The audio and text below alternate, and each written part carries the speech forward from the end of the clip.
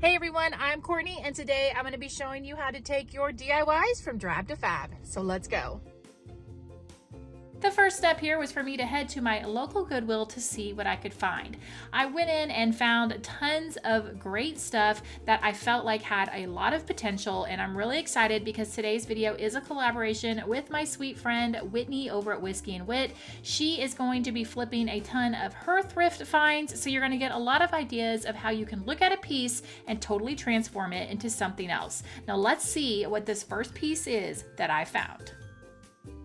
The first item that caught my eye was this wooden cutting board with the letter C on it. I saw the letter C and thought, okay, this is meant to be.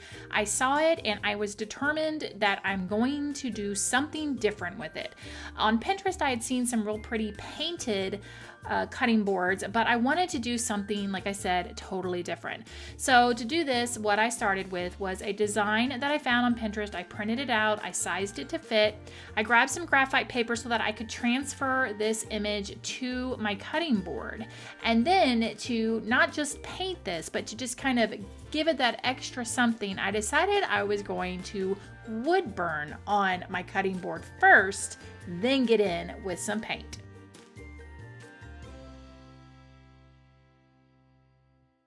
Quick disclaimer here, I am not a professional wood burner. I've only done it a handful of times, but I do really enjoy it every time I do it. My wood burner is by Walnut Hollow. I will link it down below. It came with several different tips. I went ahead and put this fine point tip on there, turned on the heat. I have it on its highest set, almost the highest setting, just because of the type of the wood. After I looked at it, I felt like that's the setting it needed to be on. And I just started to trace all of my pencil lines until the entire thing had my wood burn pattern. Now, first off, I thought I was going to use paint, then I thought I was going to use watered paint, and then I decided to use these acrylic Arteza markers and just fill it in. I picked a bunch of fun spring colors. Again, I just went on Pinterest and just scrolled painted cutting boards and kind of looked at the different flowers and just kind of bounced around all over Pinterest to get some ideas. And I'm not planning to use this as an actual cutting board. It's just a decor piece, so that's why I'm not worried about sealing it, and I'm definitely not worried about having to use markers with it. But if you are going to try to use this as an actual cutting board, then you will need to rethink that and seal and make sure that you're using food safe items.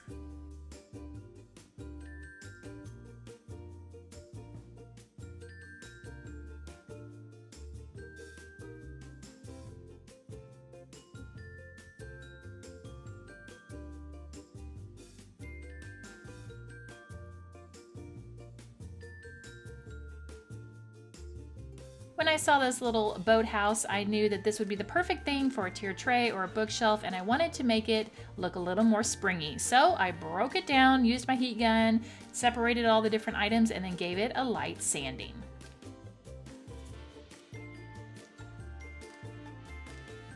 I did like the blue color of this, and so after I sanded it, I decided to give it a little refresh by taking some light blue paint and brushing that all over my little hut.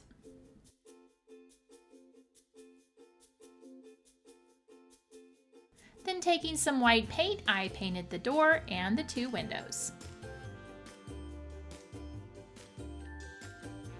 While the house was drying, I grabbed the bird, went ahead and painted him white. Wasn't quite sure what I wanted to do with him, but got that done, put him aside. And then I decided I wanted to make some trees that were going to be next to my little house. So to make the trees, I grabbed some dowel rods and I painted them with some brown wax. I trimmed them with my miter shears and made one a little taller and then one a little bit shorter than that one.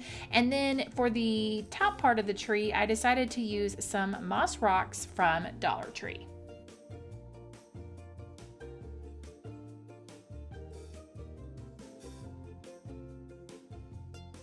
Once I got the trees assembled, I grabbed my glue gun and hot glued those down right next to the house. Then I grabbed the bird and decided that he was going to be a yellow bird, and I painted where it was blue, I just painted that white, left his belly white, and then used a Sharpie marker for his eye. And then I was ready to work on the front yard of this house, and for that I just took some hot glue and some of the Dollar Tree green moss, and I just hot glued that down and kind of patted it to make it secure on the base of this little house.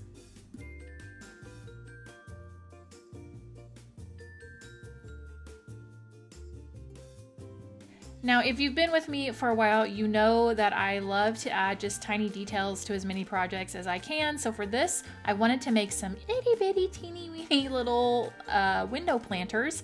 So I grabbed a bamboo stick from Dollar Tree and I cut one piece that was a little bit wider than the width of the windows, and then I cut two small pieces, hot glued that together. It basically made this kind of little, I guess, U shape. I don't know what you're gonna call it. We'll just call it a U shape. And then I took some brown wax and I stained it. For the planters, I took some more of that green moss from Dollar Tree and hot glued that just to the top of the planter, just packed it down, and then hot glued those to the underneath, right underneath each of the windows. Once that was done, I hot glued down my bird, and then I decided that my little planters needed flowers, so I found some florals that I had that just had these little like pink balls, and I just cut them apart and hot glued those in. And then I also ended up putting some of those same pink little florals at the base of the house as well.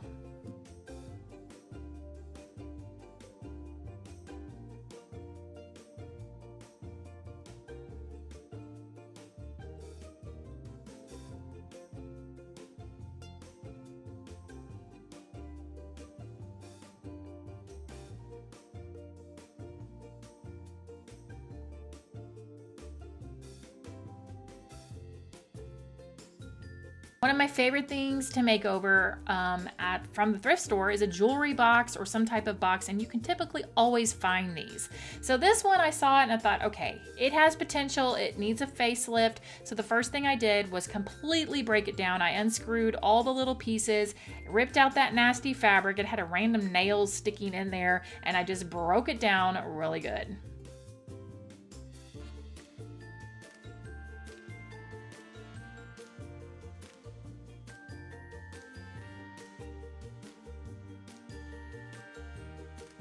All right, once I got this all broken down, I took it outside, sanded it with 80 grit sandpaper, and look how pretty it is.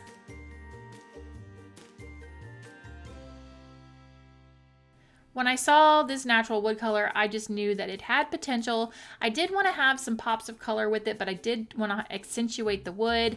So for the hardware and everything that was on there, I just took that outside and spray painted it with metallic gold spray paint by Rust-Oleum.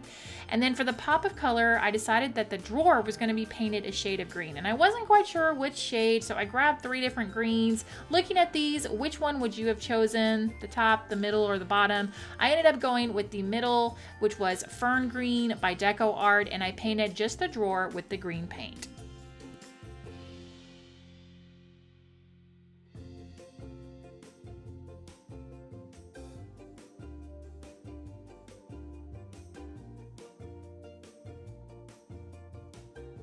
Now for the rest of the box, I decided, like I said, I wanted to keep that wood the main feature, so I grabbed some of this finishing paste wax that I had in my garage in the color Natural, and I rubbed that all over the jewelry box, and then I buffed it out with a rag.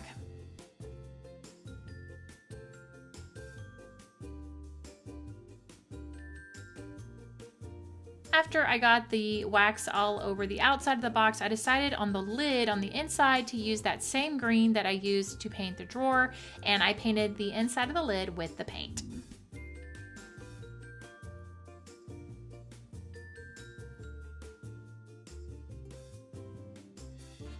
I took all the hardware that I had spray painted metallic gold and started to put it back onto the jewelry box. The screws I actually didn't spray paint because I thought to myself, oh, it's not going to be that noticeable, but they were black, and once I started putting them on there, it was noticeable. So what I did is I just brought the spray paint inside my house and I sprayed little spritzes of it on a piece of paper and just used it as a paintbrush to kind of touch up the screws, and it worked fine. But definitely go ahead and spray paint everything if you end up redoing a jewelry box like this. And then I reattached the mirror and stuck that inside the top lid of the jewelry box. You'll notice that I also ended up painting not only the lid of the jewelry box, but just that inside portion green. And when I saw the gaps on each side of the mirror, I thought that looked kind of meh. So I took some googly eyes that I've had for 3 years in my stash and never used. I spray painted them with some more of that gold metallic spray paint from Rust-Oleum, and I glued them down. Now I didn't use hot glue for this because I wanted to be able to move them around a little bit, so I used tacky glue so that I could kind of shift them and make sure I got them lined up. But the ones on the corners I did tack down with some hot glue. And then this jewelry box is ready to get some jewelry in it and be displayed anywhere in your home.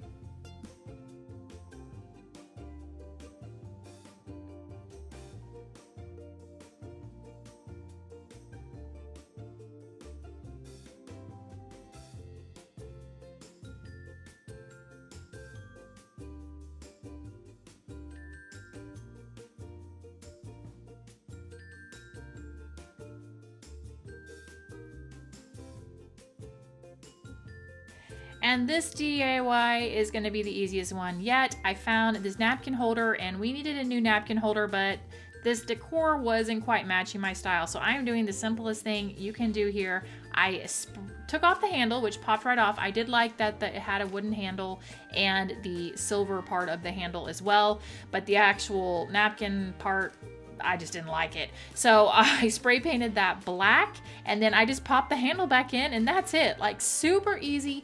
The smallest little changes can definitely leave a big impact on a DIY.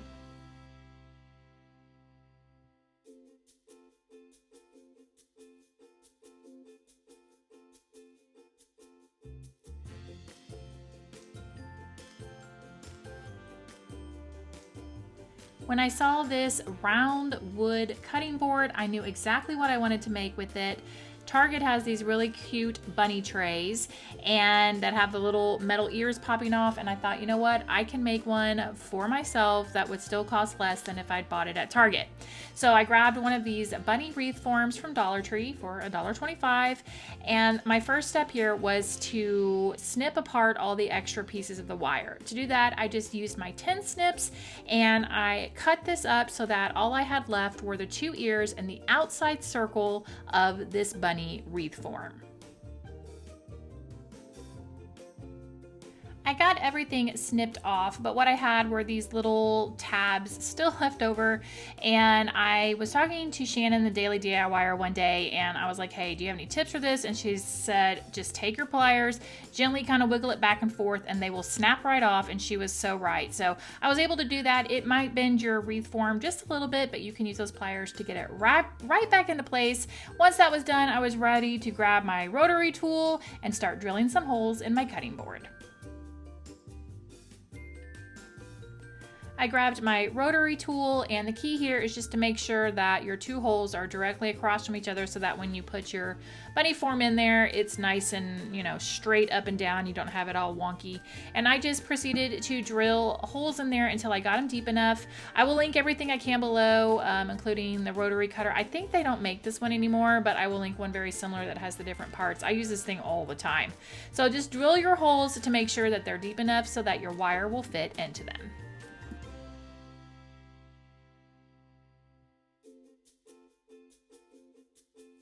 Now, before I could assemble this, I did want to bring this cutting board back to life. So I'm just using some butcher block conditioner. I just got this at Home Depot. You can get it from pretty much any home improvement store. It definitely refreshes it and makes it look so much nicer. So if you pick up some kind of worn wooden thing from the thrift store, definitely get some of this because it definitely works. Once that was done, I grabbed some of my Star Bond medium grade glue, and this is tinted brown, so that kind of makes it nice. It's basically like a super glue, and I put that into my little holes, held my wire form for just a minute or so, and then this was ready to go. I obviously will have to hand wash this because of the little bunny form on top, but I can use it. It's food safe, it's ready to go, and I'm ready to use it.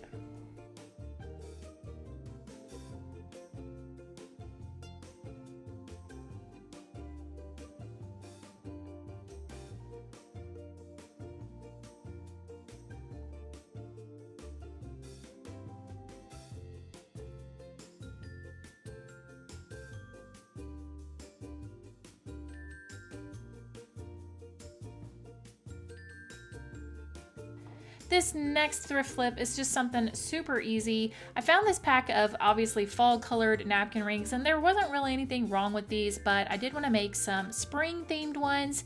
And originally I thought, okay, it would be fun to do 6 different spring colors in, you know, pretty yarn, and then wrap, you know, 2 of each color. But then I decided, you know, I really wanted it to have some more dimension. I didn't want to do twine. I didn't want to just do the plain yarn. So I grabbed some scrubby yarn. Actually, I had it in my stash. It came from Michael's, and I just thought it was really pretty. And what's nice about this pink one is that I can use it through from February for Valentine's Day, things like that, all the way through the spring.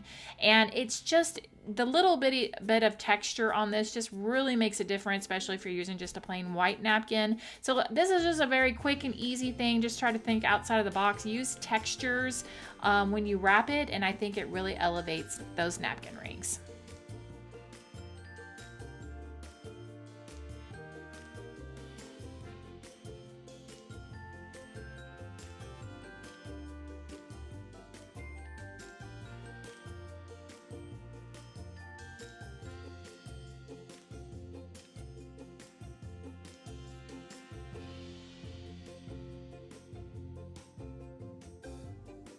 And here is a hack about plates, platters, especially serving platters.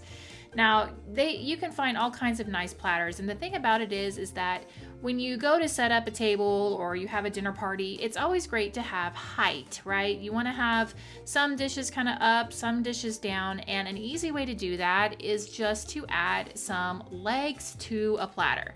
So for this, all I did was I took a dowel rod and I used my miter shears, and in my miter shears I can cut at an angle, and I cut them at angles, and I super glued it directly to my platter.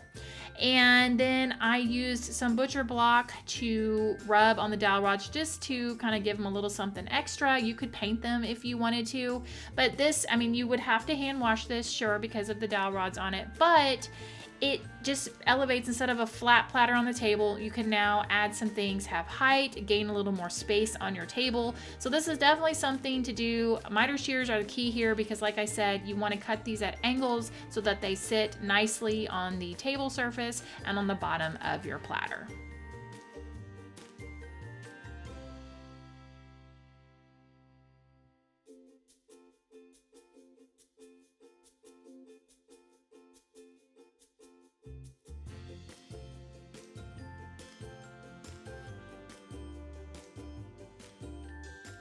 And there you go. Here is another quick look at all of the DIYs that I flipped. Let me know down below in the comments which one of these transformations was your favorite. Also, let me know what is your favorite type of thing to try to look for at a thrift store. Don't forget to go check out Whitney's video. She's got more ideas for you. It's linked down below. Here are some more videos you might enjoy, and I will see you in the next one. Thanks so much for watching. Bye.